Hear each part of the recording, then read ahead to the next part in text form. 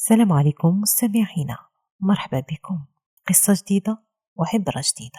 قصتنا اليوم غتكون قصة مختلفة، قصة جميلة في نفس الوقت فيها عبرة. قصتنا اليوم هي على الخيانة. قصتنا اليوم على علي وحسام. علي وحسام كانوا جوج ديال الدراري اللي الحومة كلها كتعرفهم بالصداقة ديالهم. كبروا في حي شعبي صغير في كازا، والناس ديما كانت كتقول عليهم سبحان الله، هاد الجوج كاع ما كيتفرقوا. هاد الجوج ديما مع بعضياتهم، سبحان الله، يلعبوا الكرة مع بعضهم، يقراو مع بعضهم في مدرسة وحدة، وحتى الحوايج بعض المرات كانوا كيلبسوا نفس الحوايج. علي كيسلف الحسام وحسام كذلك، وحتى الأحلام ديالو كانت بحال فحال. كانت عندهم نفس طريقة التفكير، كيكون اختلاف طبيعة الحال، ولكن الناس كيشوفوهم باللي كيفكروا بنفس الطريقة. علي كان كيحلم يكون عنده محل كبير للأجهزة الإلكترونية، حيت كان ديما شغوف بالتكنولوجيا. أما حسام كان كيبغي الربح السريع، وكان كيقول لعلي الفلوس هي اللي كتجيب الراحة، وخصنا نخدمو بالزربة باش ننجحو. ايوا يا سيدنا، مع الوقت علي وحسام قرروا يدخلوا ويكونوا شركاء. حسام قال لعلي علاش ما نعملو شي واحد المشروع صغير لبيع الأجهزة، نعملو محل في الحومة ونجمعو شوية الفلوس ومن بعد نوسعوه. ايوا يا سيدنا، علي عجبته الفكرة، قال علاش لا، اللهم نكون شريك مع صديقي ولا مع البراني. علي مشى للدار وجمع داكشي كامل اللي كان عنده. كان عنده بعض الحوايج باعهم، كان عنده مدخرات اللي كان كيجمعهم من الخدمة اللي كان كيخدمها. حتى حسام جاب شوية الفلوس من العائلة ديالو. المحل بدا بشوية ديال المعدات، وبمجهوداتهم المشتركة ولا المحل معروف في الحومة. كانوا الناس كيجيو بزاف، وكان الرواج كيكون حتى بالليل. كان علي كيسهر بالليل باش يسربي الناس، ولكن حسام بدا كيتبدل. في الأول كان كيجي مع الوقت، كيتعاون في كل شيء، يدو بيد علي، ولكن من بعد بدا كيغيب بزاف. كل مرة كيقول لعلي راه مشيت نعمل واحد الخدمة جديدة باش نجيب كليان جدادين.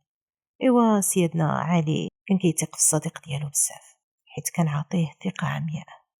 واحد النهار علي دخل المحل ديالو وقلب في لاكيس، جبر ان الحساب ناقص.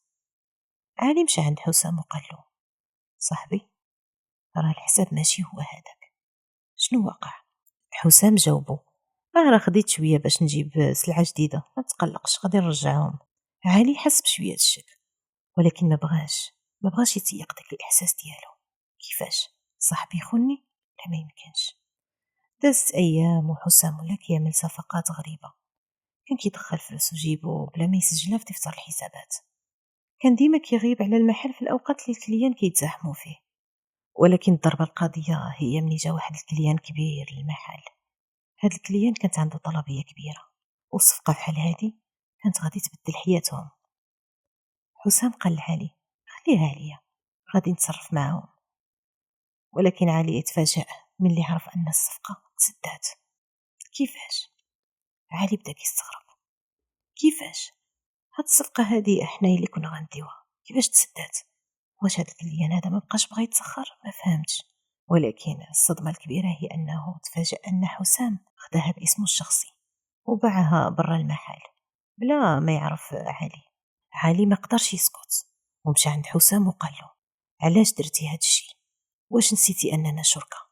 واش نسيتي اننا خوت؟ ما فهمتش علاش عملتي هكذا. حسام بكل برود جاوبه شوف، هادشي اللي درت راه من حقي، حيت انا اللي جبت الكليان وانت ما درتي والو في ديك اللحظة. علي تصدم. كيفاش؟ ما فهمتش.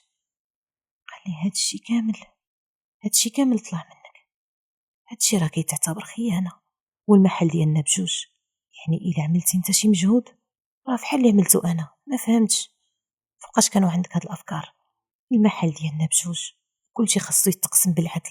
حسام ضحك وقال ليه الحياة فيها غلط وفيها الصحيح، وانت بقى تابع الاحلام ديالك، انا باغي الفلوس. علي تصدم، والصدمة ديالو كانت كبيرة. علي قرر يسد المحل ويخرج حسام من حياته، ولكن الضرر كان كبير بزاف. خسر الفلوس، خسر مشروع كان كيحلم به، ولكن أصعب حاجة خسرها هي الثقة في صاحبه اللي كان كيعتبره فحال خوه. علي تعلم بزاف من هاد التجربة، ولكن ما نخافوش عليه. علي ولد الناس. علي مرضي، والمرضي عمره ما يخاف. علي بدا من الصفر، فتح مشروع صغير بوحدو، ولا كيتشرط العقود في الشراكات، وما كيعطيش الثقة ديالو لأي واحد بسهولة. اليوم علي كيحكي القصة ديالو باش ينبه الناس. ما تعطيش الثقة ديالك العمياء لأي واحد، حتى أقرب الناس ليك يمكن يخونوك. هاد القصة كتعلمنا أن في الحياة ما تعطيش الأمل لأي واحد، حتى الناس اللي كيكونوا قريبين منا ممكن يخونوا الثقة اللي عطيناهم. خصنا نكونوا حذرين ونقسموا المسؤوليات بطريقة واضحة وبالوثائق إذا كنا خدامين في شراكة، حيت الثقة بوحدها ما كافياش. والأهم، أي فشل كتعرض ليه راه فرصة جديدة باش تبدا من الصفر وتتعلم. هذه كانت قصة علي وحسام، قصة كتحكي كيفاش خيانة إنسان قريب ممكن تدمر كل شيء، ولكنها في الأخير علمتنا درس كبير. ماشي كل قريب منك يبغيك. نتمنى تكونوا استفدتوا، وديما خذوا الحيطة في تعاملاتكم، ولكن ما تفقدوش الأمل في الناس الخيرين. شكرا على المتابعة، نتلاقاو في حلقة جديدة وقصة جديدة. إلى اللقاء.